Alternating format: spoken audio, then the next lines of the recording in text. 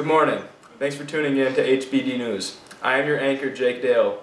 Today we have a special news report on the excise tax of whiskey proposed in 1791 by Alexander Hamilton. The farmers feel that they are being specifically targeted by the tax on whiskey. Here is Sarah Hub discussing the tax with a local farmer. Hi, how are you? Howdy there. So, where are you from? I'm from right here in good old Pennsylvania. How do you feel about the new excise tax on whiskey? I hate it. Those gosh darn Federalists, they're just trying to get back at us farmers. How much are they actually charging you? 7 to 18 cents a gallon of whiskey. When the farmer was asked how else to pay off the national debt, he did not have any alternative solutions. How else are we going to pay off the $54 million of debt? Heck, I don't care. Just don't target us as farmers. Tax something everybody uses. How does this tax affect you as a farmer? Well, don't really affect those big farm folk. With us little farm folk, we can barely make a living anymore. Tensions have been increasingly rising to this new excise tax. There have been protests, tax collectors have been tarred and feathered, and a strong opposition has been emerging. Protesters feel that whiskey is not merely a luxury, but it is a means of monetary exchange in the community. We have just received breaking news that there is a protest going on outside of Tax Inspector John Neville's house. Let's cut to the scene. Hey, you're bagging on my house. You're no good, John Neville. It's not my fault. You tax-collecting, hog-riding swine. Don't shoot the messenger. Well, you're the one that's taking my money. Let's burn this sucker, boys. Yeah, that looks pretty rough out there, Sarah. I've just gotten word that things out there are escalating very quickly.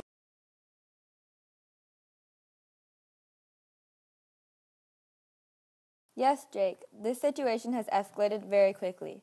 The protesters have become hostile and have now set fire to John Neville's house.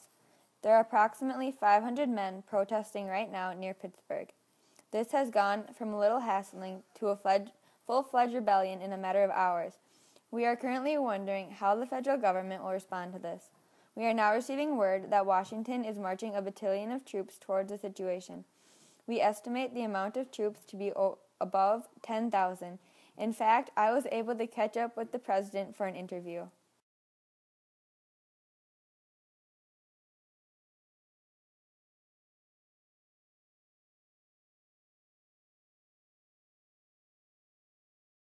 I'm here with President George Washington.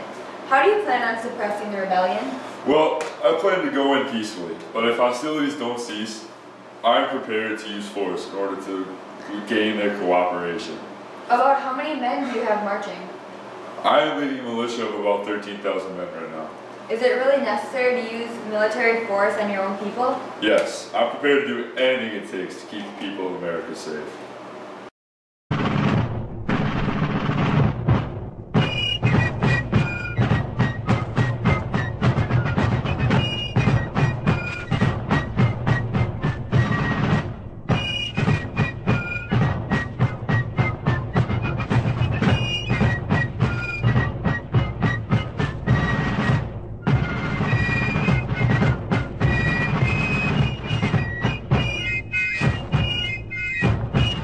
This will be the first time that the federal government uses military force on its own constituents to suppress a civilian discourse. Most of the rebels have fled before the militia arrived, but they still arrested 150 people, like this one we caught on tape.